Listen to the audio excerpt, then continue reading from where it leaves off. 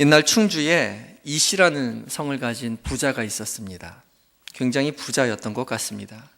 근데 부자이면서도 근검절약을 해서 매일 소금 반찬으로 밥을 먹었답니다.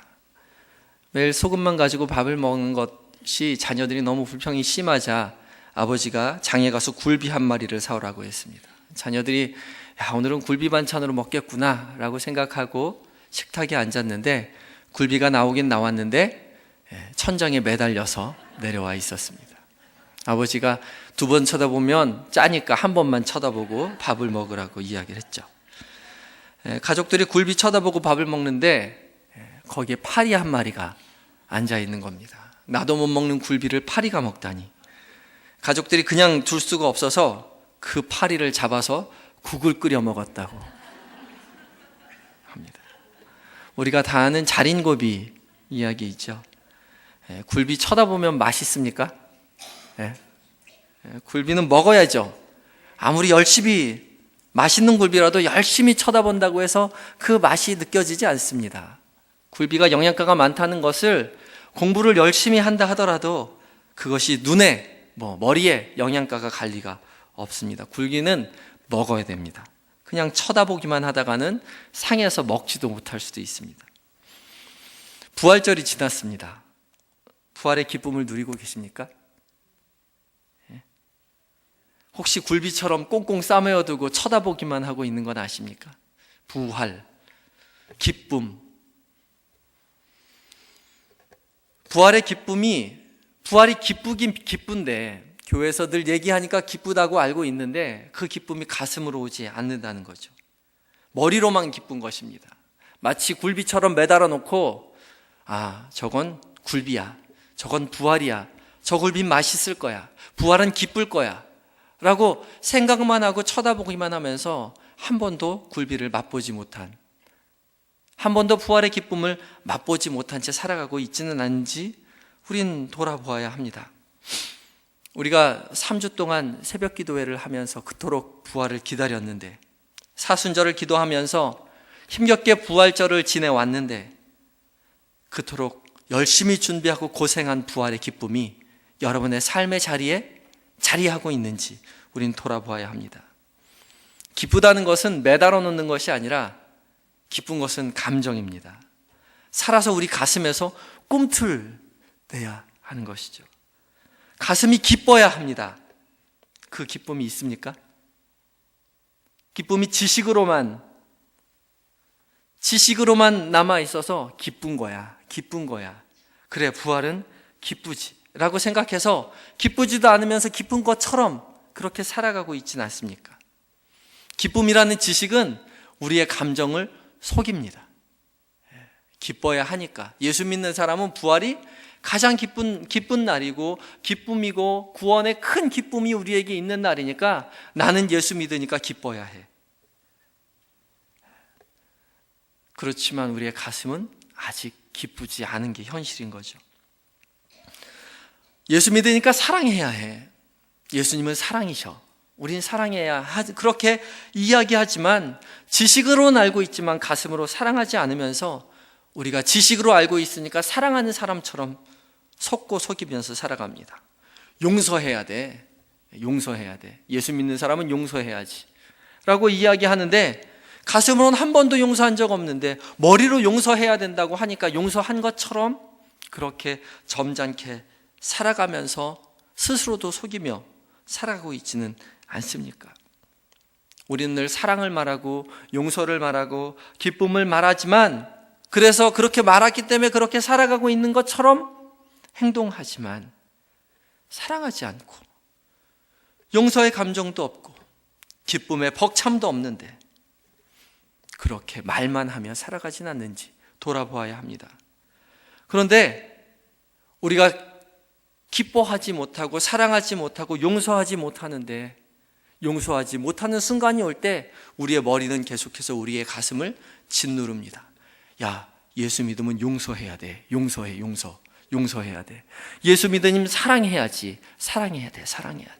사랑하지 못할 감정이 올라올 때면, 억울한 감정이 치솟아 오를 때면 머리가 명령을 합니다. 야, 지금 화내면 안 돼. 너 예수 믿잖아. 크리스찬이라며, 크리스찬은 화내면 안 돼. 그래서 정신병원에 가면 예수 믿는 사람들이 우울증 환자가 그렇게 많이 있답니다. 지식으로는 알고 있는데 가슴으로 느껴지지 않으면서 자기 자신을 왜곡하고 살아간다는 것이죠. 용서할 수 없다면 용서할 수 없다고, 기뻐할 수 없다면 나 아직 기뻐할 수 없다고, 사랑할 수 없다면 전 아직 사랑할 자신이 없다고, 그렇게 솔직히 그 감정을 하나님 앞에 쏟아 놓으십시오. 그 부정의 감정을 위해서 예수 그리스도께서 모든 것을 버리고 이 땅 가운데 치료하러 오셨습니다. 솔직한 우리의 감정을, 기쁘지 아니한 부활의 감정이, 기쁘지 아니한 그 감정을 우리 주님 앞에 쏟아놓는 것, 그것이 부활의 첫 시작입니다. 병원에 가서 우리가 잘못하는 것 중에 하나가 의사한테 가서 저 어디 아프게요? 한번 맞춰보세요 라고 이야기를 하는 겁니다. 어떻게 오셨어요? 예, 머리가 아파서 왔는데요 라고 얘기하고선 도무지 얘기를 안 합니다. 이 사람이 나에게 어디가 아픈지를 많이 맞춰야 명의라고 생각하는 것이죠. 그러나 의사는 한결같이 이야기합니다. 증세를 명확하게 알려주세요. 다리가 쑤시면 어떻게 쑤신지, 언제 쑤신지, 언제 열이 나는지, 언제는 열이 안 나는지, 허리가 아프면 어떤 허리가 어떻게 아픈지 자세하게 말하라고 합니다. 그렇게 자세하게 말할 때 정확한 진단을 내리고 처방을 내리죠. 우리도 주님 앞에 나아가서 주님 제가 어디 아프게요? 하나님이 알아서 다 고쳐주세요. 전 말 안 해도 아시죠? 라고 이야기합니다. 그러나 우리가 상한 감정을, 우리의 현실적인 그 아픔을 그대로 주 앞에 토로하지 않는다면 우리는 의사 앞에 가서 아무것도 하고 있지 않는 것과 마찬가지입니다. 주님은 우리에게 솔직해지라고 이야기합니다. 너의 모든 것을 내려놓고 나에게 오라 말씀하십니다. 그렇게 우리가 주님 앞에 우리의 연약한 감정, 우리의 부족한 감정, 부활절인데도 하나도 안 기쁜 감정을 주님 앞에 가지고 갈 때 주님께서는 그것을 변하여, 슬픔이 변하여 기쁨이 되며 탄식이 변하여 찬송이 되게 해주실 줄 믿습니다. 오늘 본문은 기뻐함에 관한 이야기입니다. 요한의 제자들과 바리새인들은 당시 금식을 했죠. 그런데 예수님과 예수님의 제자들이 금식하지 않는다는 것을 보고서 굉장히 궁금해했습니다. 그리고 예수님께 직접 와서 물어봅니다. 어찌하여 당신의 제자들은 금식하지 않습니까? 그 질문에 대해서 예수님께서 친히 대답해 주십니다. 19절 말씀입니다. 19절 말씀 다 같이 봉독하겠습니다. 19절입니다. 시작. 예수께서 그들에게 이르시되 혼인집 손님들이 신랑과 함께 있을 때에 금식할 수 있느냐? 신랑과 함께 있을 동안에는 금식할 수 없느니라. 아멘. 제자들은 누구랑 있다고요? 신랑하고 있다고요.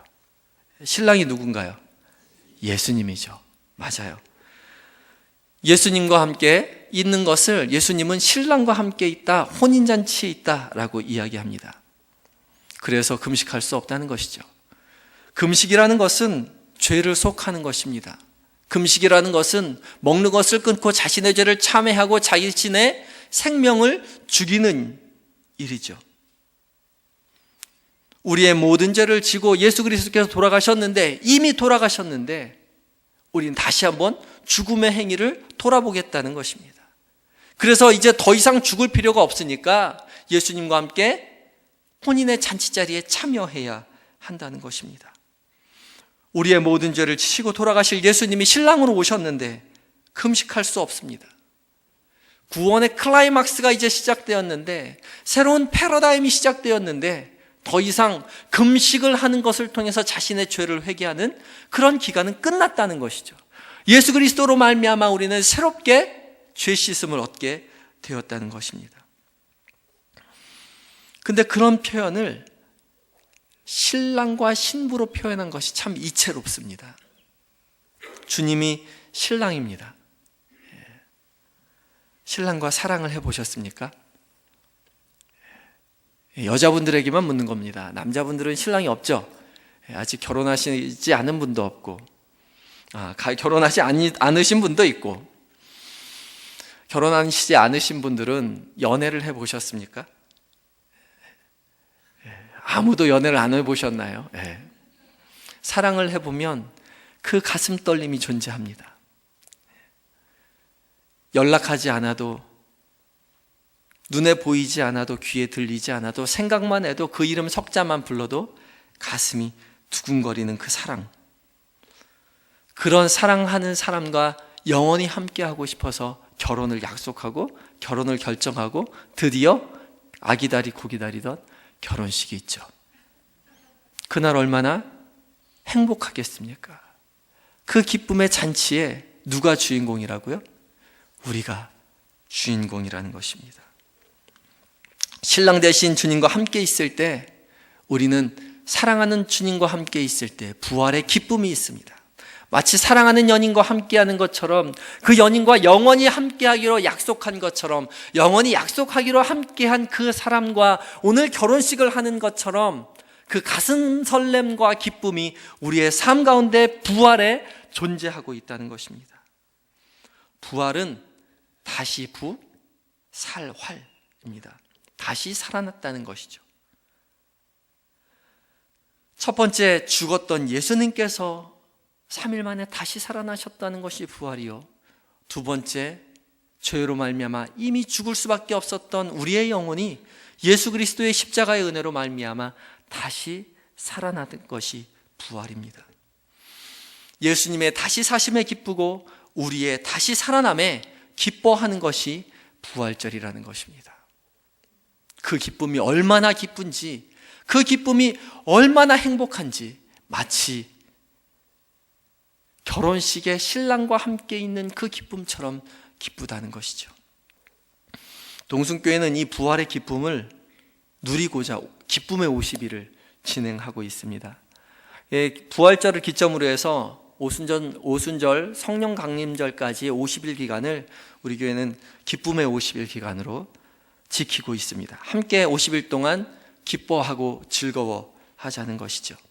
혹시 오늘 이번 기쁨의 50일의 주제를 알고 있습니까? 혹시? 역시입니까? 올해 기쁨의 50일 주제는 누림과 나눔입니다. 이 주제 안에 부활의 기쁨이, 부활의 비밀이 존재합니다. 누림과 나눔. 첫 번째, 우리는 누리는 존재라는 것을 기억해야 합니다. 예수님은 부활의 기쁨을 함께 누리고자 이 땅 가운데 우리에게 오셨습니다. 부활은 우리를 위한 일입니다. 우리가 주인공이라는 것이죠. 부활의 효력은 우리에게 발생하는 것입니다. 우리를 위해 행해졌고 우리를 위해서 그 효력이 발생한다는 것이죠. 누가 살아나는 거라고요? 우리가 살아나는 것입니다. 돌잔치에 가보면 아빠는 턱시도를 입고 엄마는 예쁜 드레스를 입고 아이도 화려한 옷차림, 한복이나 여자애들은 드레스를 입고 있습니다. 그리고 초대받은 사람들도 한결같이 정장을 입고 오고 맛있는 음식을 먹고 다 웃고 즐기고 먹고 아름다운 음악 소리도 들리는데 딱 한 사람, 거기 우는 사람이 한 사람이 있습니다. 누군지 아세요? 돌잔치의 주인공인 아기입니다. 평소에 입지 않던 옷을 입고, 그렇죠? 생전 처음 보는 사람들이 계속 앞에서 와가지고 계속 말을 시키고 힘들게 이리저리 앉고 이리저리 다니면서 인사시키는데 스트레스 받지 않을 아기가 없습니다. 그래서 아기는 계속해서 울기만 합니다. 그렇게 보면 돌잔치는 아이를 위한 게 아니라 부모를 위한 것 같습니다. 부모와 친지들을 위한 자리인 것 같기만 생각이 됩니다. 그러나 부활절은 철저히 누구를 위한 자리라고요? 우리를 위한 자리입니다. 그렇지만 우리를 위해서 우리가 기쁘라고 우리를 위해 잔치를 하나님께서 벌여주셨는데 우리는 그 기쁨을 누리지 못하고 살 때가 많이 있습니다. 제가 목회를 하면서 늘 부활절을 지켜보지만 또 우리 기독교뿐만 아니라 다른 많은 종교에서도 힘들기는 마찬가지인 것 같습니다. 제가 한 번은 수사님들하고 수녀님들하고 한번 이제 공부를 어느 정도 기간에 해볼 기회가 있었습니다. 같이 모여서 성경 공부를 하고 기도를 하고 있었는데 부활절이 다가오니까 한 사람 두 사람 빠지기 시작하는 겁니다. 수녀님도 빠지고 수사님도 빠지고 저도 빠지고 했죠. 하루는 이야기를 나누다 부활절이 얼마나 힘든지에 대해서 이야기가 나왔는데 부활절 끝난 다음에 수녀님들이 이야기하기를 자기네는 부활절 계란을 하루에 500개씩 끓이는데 이제는 계란은 쳐다보기도 싫다고 그렇게 이야기하고 있더라고요. 수사님이 하시는 말씀이 부활절 준비하느라고 너무 힘들게 해서 부활절 끝나고 술을 진탕 먹었대요.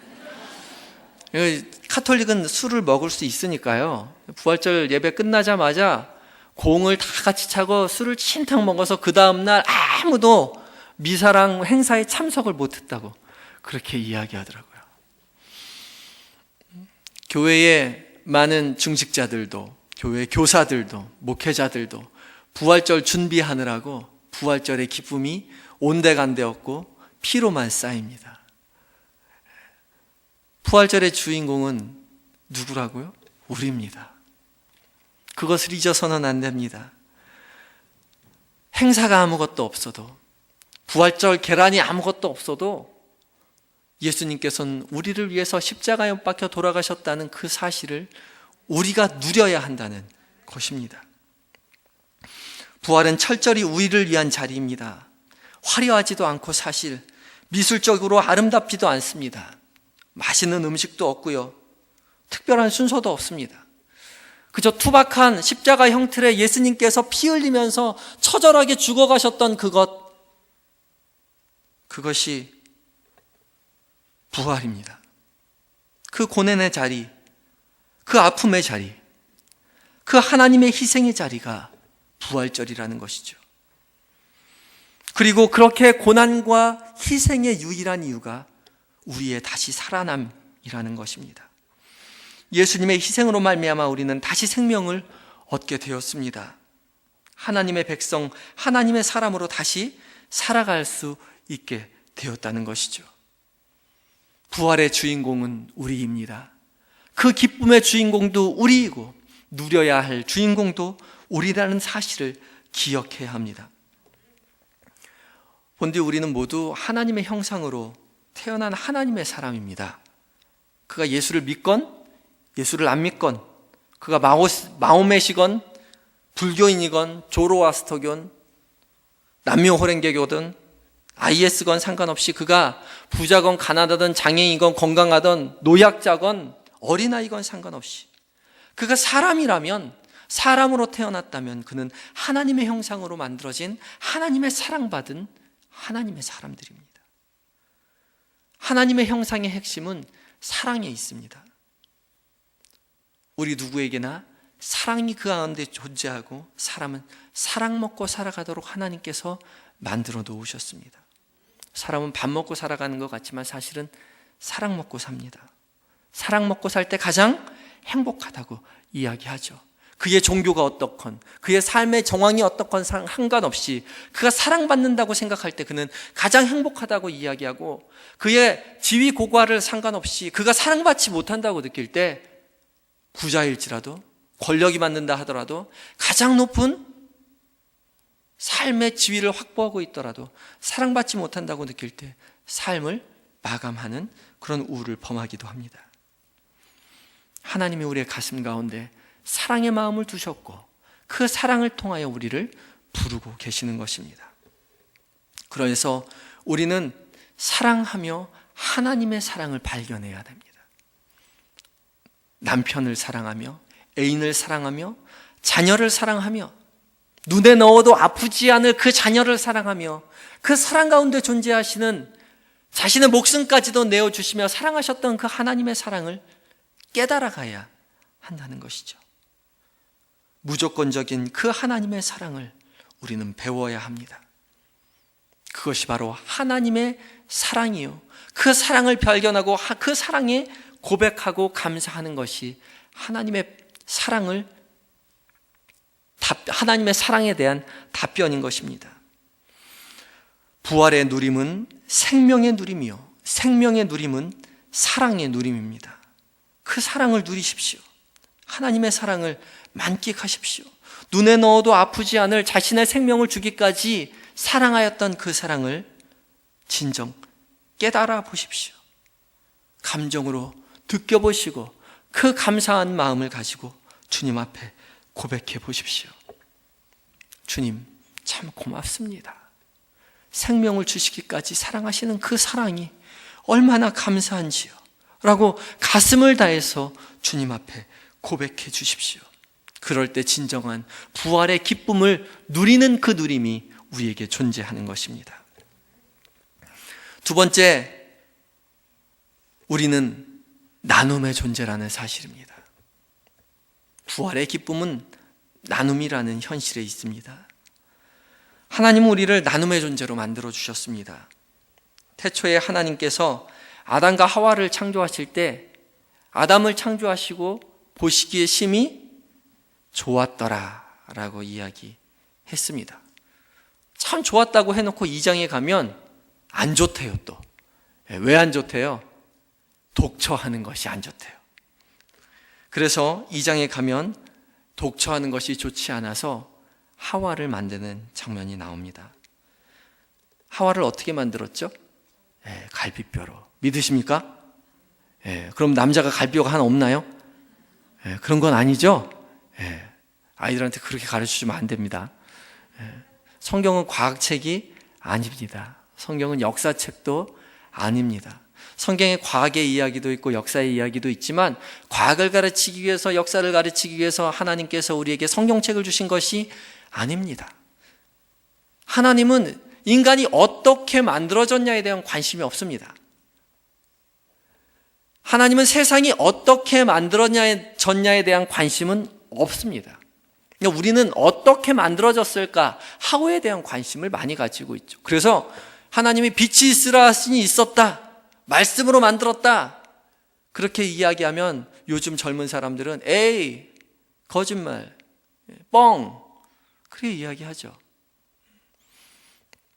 그런데 성경은 말씀으로 만들었다는 것은 하우에 관한 이야기가 아닙니다. 어떻게에 관한 이야기가 아니라 누가 왜 만들었는지에 관한 이야기입니다. 하나님께서 말씀으로 만드셨다는 것은 그의 권위와 그의 능력이 말로만 해도 다 만들어진다는 것이죠. 우리 교회 김영종 집사님이 계신데 아시는 분 다 아시죠? 종로구청장입니다. 종로구청장님이 교회 주일날 오실 때 혼자 오시지만 주중에 오실 때는 수행비서가 같이 오더라고요. 제가 신방 가봤더니 출근할 때부터 기다리고 있더라고요. 구청장님 출근하십시오. 동숭동 지역을 다니다가 너무 지저분한 것 같아서 여기 좀 치우지 라고 얘기하면 수행비서가 딱 따라가면서 적습니다.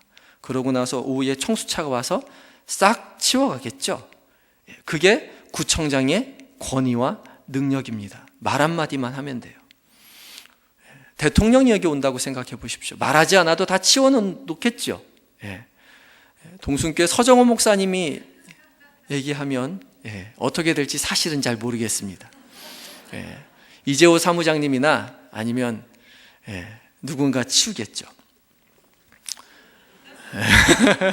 저희가 치울지도 모르겠습니다. 하나님의 권위와 능력이 그만큼 크다는 것입니다. 구청장이 여기를 지나면서 여기 좀 치우지라고 얘기할 때 여기 빗자루 30개하고 쓰레받기 10개하고 청소차도 한 2대 정도 필요할 것 같고 아저씨도 좀 필요할 것 같아요. 여기는 여기서부터 여기까지 이렇게 모아서 이쪽으로 쓸어 모으고 이걸 어디다 갖다 버리세요라고 지시하지 않습니다. 그냥 구청장은 치우세요 라고 말 한마디 하면 아랫사람들이 다 알아서 치우는 것이죠. 하나님이 빛이 있으라 하면 있는 거예요. 어떻게 만들어지는지는 하나님 관심이 없습니다. 거기는 성경의 관심이 아니에요. 그러면 하나님이 빛이 있으라 하면 있는 거예요. 보시기에 심히 좋은 것이죠. 마치 구청장이 여기 좀 치우세요 하고 다음에 지나갈 때 봤더니 깨끗하게 치워진 것을 보면서 잘 치워졌네, 좋아요, 잘했어요, 굿, 토브, 히브리어로 토브, 굿, 좋아요 라고 말하는 것과 마찬가지인 것이죠. 인간을 만드는 장면도 마찬가지입니다. 성경은 하우에 관한 이야기가 아닙니다. 갈빗대로 만들어 사람을 흙으로 만들었다고? 그럼 우리는 생각하죠. 무슨 흙일까? 점토일까? 백토일까? 흑토일까? 황토일까? 흑인은 흑토로 만들고 황토로 만들어서 백토는 백인이고, 그렇게 생각할 수 있습니다. 그러나 그렇지 않아요. 성경은 거기에 관심을 가지고 있지 않습니다. 아파르라는 히브리어는 먼지란 뜻이에요. 의미 없는 존재를 의미 있는 존재로 만드셨다는 것이죠. 하나님이 하나님의 숨을 불어넣어 하나님의 형상대로 살아있는 존재가 만들어졌습니다. 보시기에 심히 좋았죠. 그런데 만들어 놓고 보니 안 좋은 점이 있었어요. 독처하는 것이 좋지 않았습니다. 그래서 하나님은 하와를 만들기로 작정합니다. 그리고 하와를 만들어 오십니다. 어떻게 만드시죠? 갈비뼈로 만들었어요. 우리가 생각하기에는 그냥 하나 새로 만들어 오는 게 훨씬 편하지 않겠습니까? 아담 보고 놀고 있으라고 하고, 에덴 동산에서 놀 것도 많고 먹을 것도 많으니까 너 잠깐 놀고 있어라, 내가 하나 더 만들어 올게 하고 만들어 와서, 야, 내가 하나 만들어 왔는데 요번에는 좀 너랑 다르게 만들었어. 엉덩이도 좀 크고 머리도 좀 길고 더 이쁘게 만들어 온 것 같지 않냐라고 얘기하는 것이 더 쉬울 것 같은데, 하나님 그렇게 얘기하지 않으세요. 굳이 아담을 푹 재웠어요. 어떻게 재웠어요? 얼마나 재웠어요? 갈비뼈를 빼도 모를 정도로 푹 재웠어요. 또 갈비뼈를 또 빼서 빼온 자를 채워 넣고 또 딱딱한 갈비뼈를 가지고 사람을 만들어서 하와를 데리고 아담에게로 끌고 왔습니다. 그래서 아담이 이는 내 뼈 중에 뼈요 살 중에 살이라 라고 이야기했죠. 온전했던 아담을 하나님은 굳이 반으로 갈라서 온전치 못한 아담과 하와를 만들어 놓으셨습니다. 그래서 우리는 늘 온전치 못한 사람으로 존재합니다. 그래서 우리가 온전치 못한 아담과 하와가 함께 살아갈 때 비로소 온전한 하나님의 사람이 된다는 것이죠. 그래서 하나님께서 함께함을 통해서, 서로에게 나눔을 통해서, 부족함을 채움을 통해서 하나님의 사랑을 알아가라고 이야기하고 있는 것입니다. 그래서 결혼하기 전에 연애할 때는 나랑 다른 점이 호감으로 다가옵니다. 그래서 나랑 다른 것이 얼마나 멋져 보이는지 몰라요. 그래서 굉장히 꼼꼼한데, 나는 덜렁덜렁거리고 결점도 많은 것 같은데 상대방이 꼼꼼해서 꼼꼼한 점이 너무 좋고, 나는 소극적인데 적극적인 상대방이 너무 좋고, 나는 유머러스하지 못한데 늘 유쾌한 상대방이 좋아서 사랑한다고 고백하고 또 결혼을 결정을 합니다. 그리고 결혼을 해서 살면서 사랑이 식어지면 그렇게 좋아 보이던 그 모습들이 이내 비호감으로 변하고 말죠. 꼼꼼해서 좋은 줄 알았는데 꼼꼼한 것이 깐깐한 것으로 바뀌어서 사사건건 참견을 하죠. 적극적이어서 좋았는데 어디 가나 나서니까 나대니까 너무 힘든 거죠. 유머러스하고 친구도 많고 사교적이어서 너무 좋았는데 친구 만나느라고 집에 들어오질 않습니다. 늘 유쾌해서 좋았는데 도무지 걱정이라는 것이 없고 일이 있으면 계획을 해야 되는데 천하태평으로 답답합니다. 언제까지 내가 이 일을 챙겨줘야 되고 가르쳐야 되고 한숨만 나오게 되죠. 변할까요? 안 변합니다. 30년 살아도 40년 살아도 남편은 안 변합니다. 왜 안 변하죠? 그 부분을 누가 가지고 있어요? 여러분이 가지고 있어요. 내가 가지고 있어요. 상대방이 가지고 있지 않은 부분을 내가 가지고 있고, 내가 가지고 있는 부분을 상대방이 가지고 있지 못합니다. 사랑할 때는 상대방의 결점을 채워주는 것이 기쁨이에요. 너무 기쁘고 고마웠어요. 내 자리가 있다는 것이, 상대방의 결점을 채워줄 수 있다는 것이 얼마나 고마웠는지 몰라요. 그런데 사랑이 식어지면서 그 모든 기쁨과 즐거움이 실증과 짜증과 분노로 나타나게 된다는 것이죠. 그러나 그런 짜증이 날 때, 분노가 날 때, 실증이 날 때 우린 돌아보아야 합니다. 나의 사랑이 어디 있는지. 서로의 결점을 나누어 주는, 함께하는 악교와 같은 본드와 같은 역할을 사랑이 합니다. 서로에게 연약한 점을 함께 보듬어 안고 채워주면서 하나 되어 온전함을 이루어 살아가라고 하나님은 굳이 하나였던 아담을 반으로 쪼개서 나누셨습니다. 우리는 온전한 사람이 되어가고 싶어 하지만 우리는 평생 죽었다 깨어나도 성령님이 함께 하셔도 여전히 부족하고 결점이 많은 사람으로 존재합니다. 우리가 가진 부분을 갖지 못한 사람에게 나누어 줄 때, 내가 가지지 못한 부분을 가지고 있는 사람에게 기쁘게 받아들일 때, 그것은 비로소 하나님의 아름다운 부활의 기쁨, 나눔의 기쁨이 존재하게 되는 것입니다. 세상은 공평하게 태어난 것 같지만 사실은 불공평하게 태어났습니다. 아담을 정확히 반으로 딱 잘라가지고 하와를 만든 게 아니라 겨우 갈비뼈 하나 가지고 하와를 만드셨어요. 그래서 성경은 하와를 연약한 자다라고 표현을 하고 있습니다. 누구나 다르게 태어났습니다. 누구는 건강하게 태어났고 누구는 연약하게 태어났습니다. 누구는 키가 크고요, 누구는 키가 작습니다. 누구는 부자고요, 누구는 가난합니다. 누구는 잘생겼고요, 누구는 못생겼습니다. 누구는 머리숱이 많고요, 누구는 머리숱이 적습니다.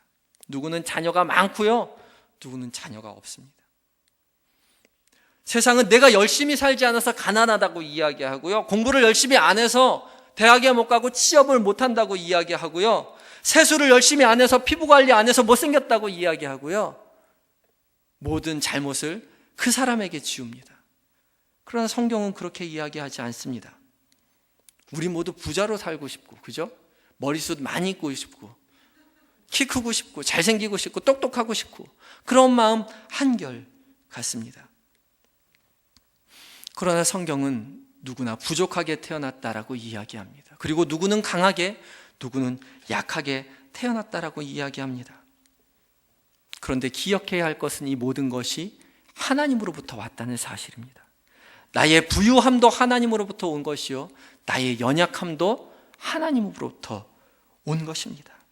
그러면 나의 부유함도 하나님의 선물이요, 나의 유약함도 하나님의 선물이라는 사실을 기억할 필요가 있습니다.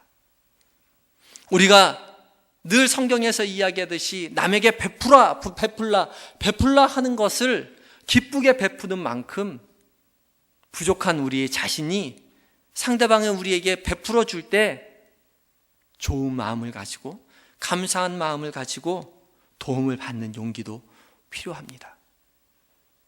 연약한 것은 나의 부족함, 나의 못남이 아니라 우리는 연약하게 태어날 수밖에 없는 삶도 있다는 사실을 기억하시고 당당히 자존감을 가지고 떳떳하게 감사한 마음으로 받으십시오.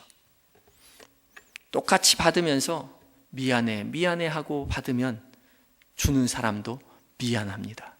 그런데 똑같이 받으면서 고마워 하고 받으면 주는 사람도 고맙지요. 제가 노숙자 그 사역을 할 때 보면은 욕하면서 돕는 사람이 있어요. 이만 거 주면 감사해서 먹지 말이야, 응? 조금 준다고 뭐라 그런다고 욕하면서 돕습니다. 그러려면 돕지를 말지. 욕하면서 돕습니다. 그리고 또 욕하면서 얻어먹는 사람이 있어요. 야, 내가 너만큼 살면 너보다 더 잘할 수 있어. 돕고 받지만 서로에게 유익이 되지 않습니다. 그러나 감사한 마음으로 돕고 감사한 마음으로 받을 때 돕는 자나 또 도움을 받는 자나 건강한 하나님의 누림을, 하나님의 나눔을 누릴 수 있다는 것이죠. 이렇게 높은 곳에서 낮은 곳으로, 있는 곳에서 없는 곳으로 흘러갈 때 비로소 건강한 사랑이 됩니다. 세상의 모든 이치는 있는 곳에서 없는 곳으로 흘러갑니다. 공기가 있는 곳에서 없는 곳으로 흘러서 바람이 되고요, 물이 높은 곳에서 낮은 곳으로 흘러서 물살이 됩니다. 공기가 대류해야 깨끗해지고요, 물살이 흘러야 물이 정화됩니다. 그렇듯이 우리의 사랑도 있는 곳에서 없는 곳으로 흘러내려갈 때 비로소 우리의 사랑도 건강해지는 것입니다. 하나님께서 나에게 베푼 것이라고 생각해서 나만 먹고 사는 사람은 죽게 돼 있습니다. 나만 사랑하는 사랑은 나르시시즘이라고 이야기하죠. 자신만 사랑하는 자는 죽게 되어 있습니다. 그리고 또한 자신만 저주하는 사람, 아무에게도 도움받지 않고 살겠다고 이야기하는 사람도 죽게 되어 있습니다. 건강하게 사랑을 받아들이고 건강하게 사랑을 나누어 주십시오. 그럴 때 비로소 하나님의 부활의 기쁨이 드러날 것입니다. 말씀을 맺고자 합니다. 처음에 자린고비 이야기로부터 시작했습니다. 부활절이라고 써붙여놓고 대롱대롱 매달아놓고 지식으로만 눈으로만 보고 있지는 않은지 돌아보아야 할 것입니다. 예수 그리스도께서 십자가에 못 박혀 돌아가신 그 사실, 그 부활의 주인공은 바로 우리라는 사실을 기억하시고 그 부활의 주인공이 되어서 부활절의 주인공이 되셔서 충분히 그 부활을 기쁨을 누리고 맛보고 나누어 주십시오. 그럴 때 하나님께서 허락하신 온전한 하나님의 사람으로서의 삶이, 부활의 기쁨으로서의 삶이 시작될 것입니다. 다 같이 기도하시겠습니다.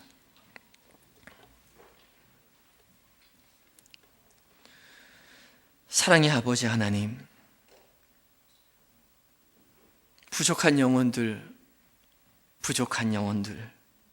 부족한 죄인들, 30년 예수 믿고 40년 예수 믿고 집사가 되고 권사가 되고 장로가 되고 목사가 되어도 주님 그 기쁨을 제대로 깨닫지 못하고 감사하지 못하였던 우리의 부족함을 주님 용서하여 주시옵시고, 주님 하실 수 있으시오니 주님 우리에게 더 깊이 깨닫게 하셔서 그 부활의 기쁨이 머리에서 가슴으로 오게 하여 주시옵시고, 가슴으로 깨달아라 우리의 영혼이 기뻐 뛰며 주를 만나며 주 앞에 찬양할 수 있는 우리 모두가 되게 하여 주시옵시며, 그 만난 그 부활의 기쁨을 세상 곳곳에서 넉넉히 나누어 베풀 수 있는, 그리고 그 부활의 기쁨으로 나누어 줄 때 넉넉히 받아들일 수 있는 온전한 하나님의 사람의 삶을 살게 하여 주시옵소서. 감사하며 예수님의 이름으로 기도하였습니다.